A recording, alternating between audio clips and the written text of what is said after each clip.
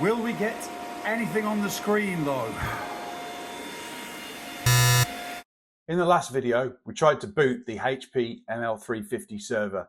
There were no red warning lights on the front, but when we pressed that power button, nothing came on the screen. But we know the reason why, and that's because we haven't got any memory for the server. In this video, I'm going to take you through the process of researching what memory we need to get for the server, finding it on eBay and ordering that memory. Then we're going to clean the server of all the dirt and grime that's accumulated on that box over 20 years so we can bring it back to its former glory. Once we've got the RAM here and the memory and the thermal paste, we're going to get that all put into the server and we're going to push the button and fingers crossed, we're going to get post come up on the screen. It's going to boot and we're in the position where we can start to install an operating system. HP servers came with information that was displayed on the inside of the case, as you can see here. So this would give you information about what the spares were, what the slots were, what the warning lights were on the server. We can have a look at this now to see if it gives us any information about what memory we need for this server. Here on the side we can see the memory configurations for the G4P and the G4. We have a G4P and this offers two types of memory configuration, interleaving or non-interleaving. Interleaving memory was there to support redundancy and failure of memory. You could configure one stick to take over if another one had failed. It's a level of redundancy that featured on a server. And in order to use interleaving, you had to put the DIMMs in matching pairs of equal size and speed. If you didn't want interleaving, you could put one DIMM into slot 1A, but that was the maximum RAM you could put in the server, and therefore you'd need to make sure that that DIMM was enough memory, for example 2 or 4 gigabytes on one DIMM. However, as much as this is handy information, it doesn't tell us what type of RAM we need to put in.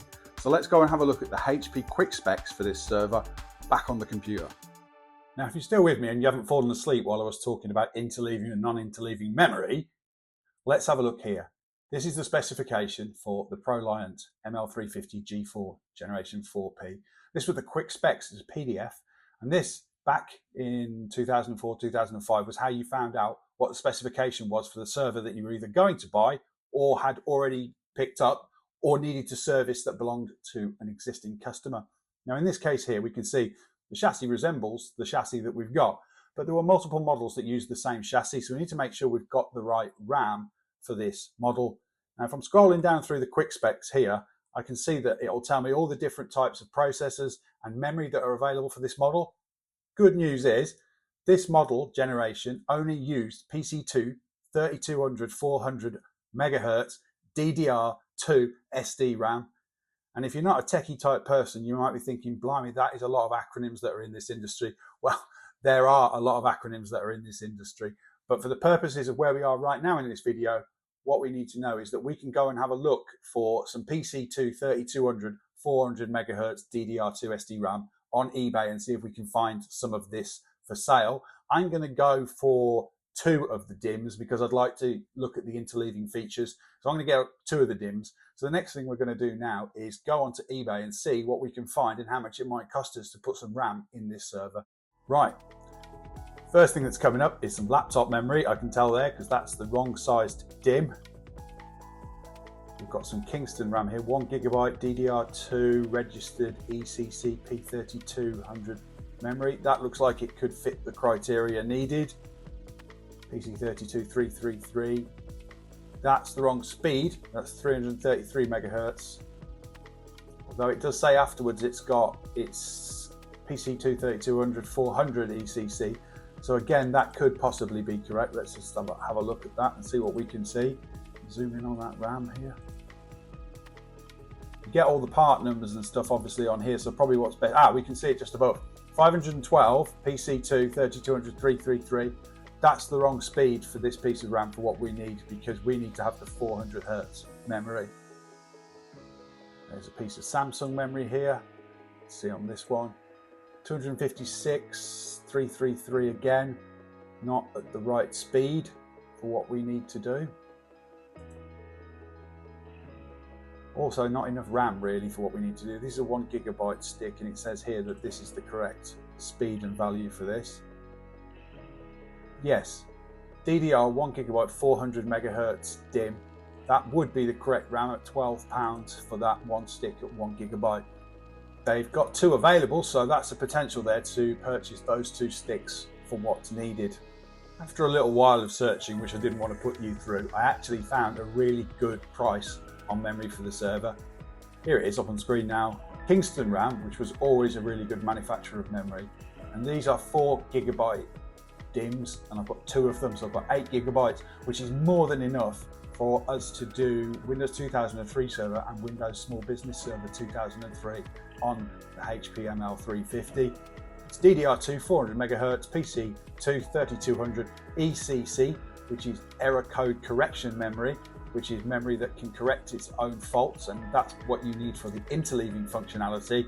And I've gone ahead and bought it because it was £8.21, which was an absolute bargain. I don't know how much this stuff would have cost back in the day, but I'm pretty sure it would have been way more expensive than £8.21 for 2 of these DIMMs. But good news is, these have been ordered and they're going to be on the way to us soon, so we can get them installed in the server. While we wait for the parts to come from eBay, I'm going to clean this server because I don't think it's been cleaned in the 20 years it's existed, and it's pretty grotty and grimy, and it's going to be full of dust. Dust isn't good for servers because it causes insulation, which causes overheating. So the next thing I'm going to do is get the cleaning products out, and we're going to go through getting this server clean and in the right condition for us to be installing new parts and getting it started again. Cleaning a server means the following. The air duster, in this case can of compressed air that I'm going to use to blow out all of the dust that's in behind the motherboard and other surfaces like that. A good selection of brushes. These are acrylic brushes that I'll use, anti-static brushes that we'll use for cleaning the motherboard again and getting into all those locations where the dust and hair is. Foam clean, electric static foam cleaning product. You can get this all over the motherboard, all over parts, and it won't cause any damage at all. It's not like using water. So you can use this product as well. I'm going to use all of these to give that server a good clean. So I'm going to get cracking with that now. Right, I'm going to start the cleaning process by taking out the fixed drives from the server. So the first ones I'm going to take out the CD drive. Now, here you can push this up, which enables you to slide it out, so you don't need any screwdrivers to take this out. And then at the rear, I will remove the cables that are seated at the back and slide that out. Then the drive at the top. Again, same process, push up and then remove the cables that are in the back. And we can take that out. Yeah.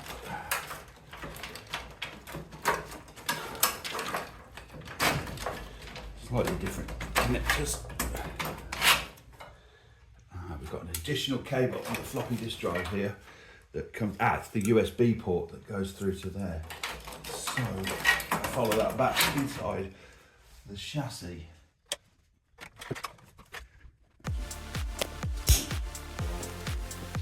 Follow that USB cable here, and that comes down and sits here on the board. I'm going to remove that from there. Pretty filthy inside there, all around the edges, and here, dust, dust, dust.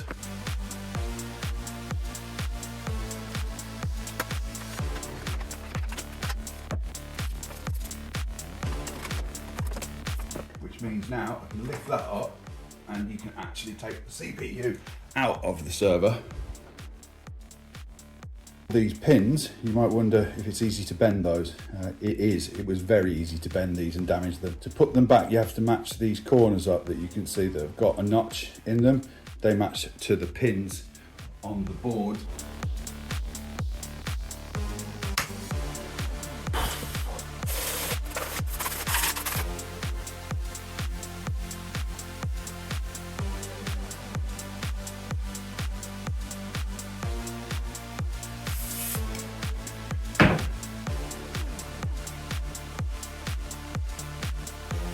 Final clean, the front cover unit, the bezel.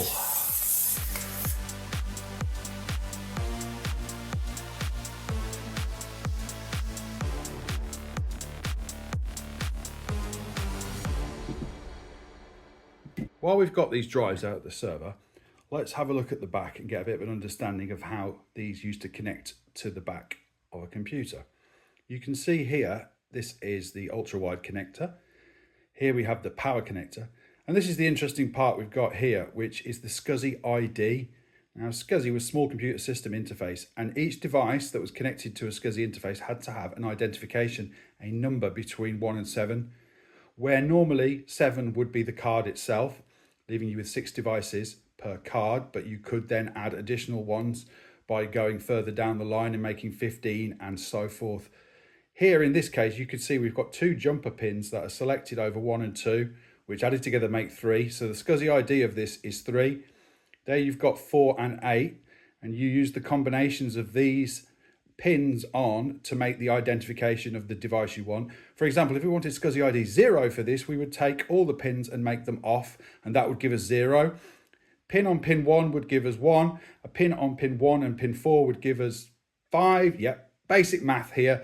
That's how it all works. So that's what is going on the back of these devices. And you had to make sure, if you had multiple SCSI devices connected to your computer, that you didn't duplicate the IDs, because you would get problems and errors. It wouldn't work. You can't have 2 devices that are set to ID 3 like we have here. They all had to be unique. And since we're talking about drives, we might as well bring up the old school CD-ROM drive we have here. That is a similar case. At the back, we have got the IDE connector cable here, and also over here we have jumper settings, and these are the jumper settings to tell it whether it is ID master or slave on this device. Now you'll see at the rear here, there's no markings whatsoever, so this would have been a refer to the manual job, or most likely trial and error. So you'll put this in, and we'll see when we boot it up which one that is, whether it's master or slave. Usually you would run a CD-ROM IDE drive as a primary slave or a secondary master. So we'll see which one it is when we get it started up in the server.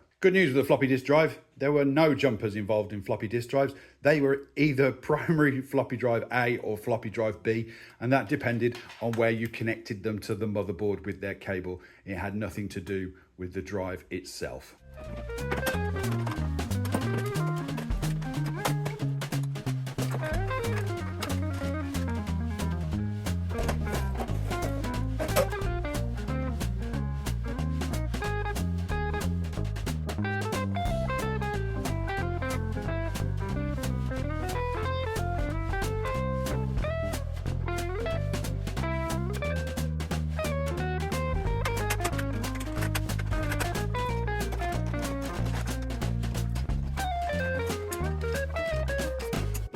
Time to put the CPU back into the server, and also to install the RAM so we can get ready for that magic moment of pushing the button and finding out if the server's going to boot up. I'm going to take you through the process now of applying thermal paste to the CPU, which will mean we get the best cooling on the CPU from the fan that we've got.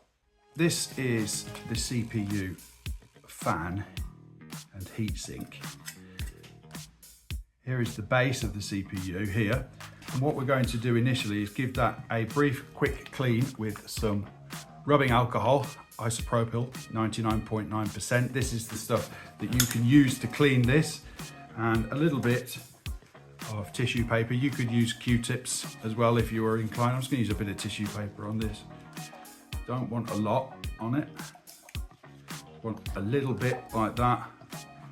And we're going to just give it a gentle clean. Clean this area here. That's probably a bit mucky. That doesn't sit here on top of the CPU clean. That's where it will sit on top of the CPU. Oh yes.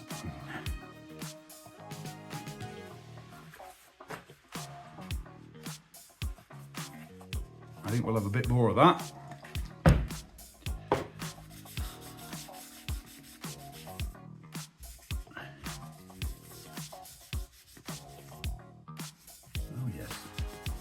Quite dirty, and not necessarily the kind of dirt you can see. Okay, so yeah, I think that's cleared it mostly off.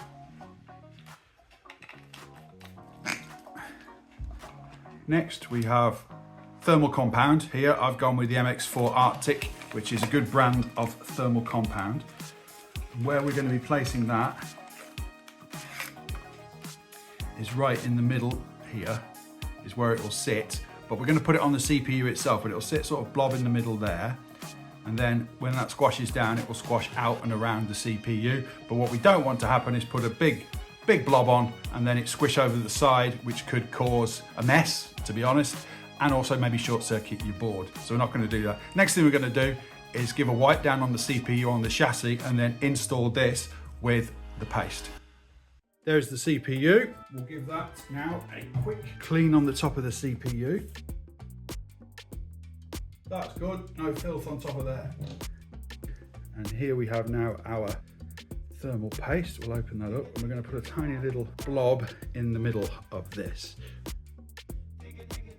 You might be able to see I've roughly put the size of the blob is roughly equivalent to the capacitor's head. There's sort of a guide there for placing that in and getting it, because as I said, if you have too much, it'll go everywhere and you'll get a real mess going on. Now we're going to place the fan on. We have a guide pin here that helps us put the guide pin in the gap.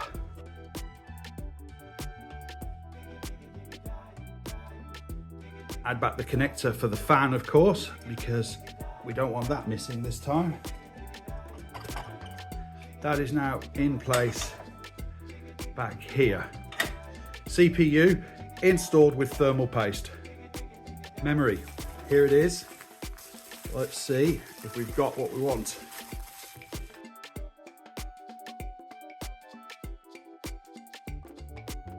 Let's get it fitted. These are the DIMM slot banks, and it's difficult to see here, but they're labeled they're over from 1, 2, 3, 4, 5, 6 down here, so that's 6. So we want them to be up here in 1 and 2. Now these are the little clips that hold them in, and what they did with memory, to make sure you didn't jam it in the wrong way, was there's a guide pin, which you can see here, there's a guide pin, and it will only fit one way, which is into the slots and then push down until it clicks into place.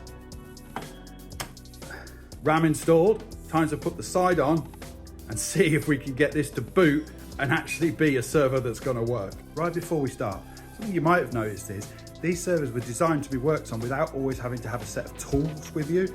For example, I'll put the side on the chassis here, and they were a bit finicky. These here allowed you to finger tighten them up so that you could, they're on a spring inside. The bottom one's gripped.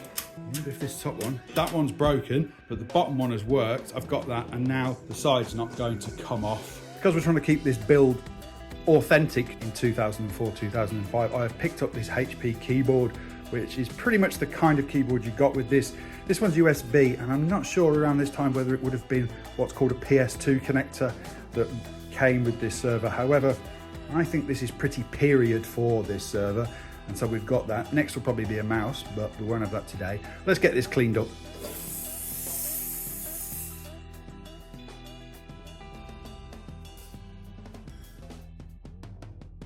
This is quite nerve-wracking, genuinely nerve-wracking, because I haven't actually started this server with the RAM and the CPU in it. I'm not mugging or anything here. This is the first time I'm going to find out whether all the effort I've made is going to work or not. I'm going to take the power supply, put it in, it'll auto boot, and then we'll check the screen and we're going to see what happens.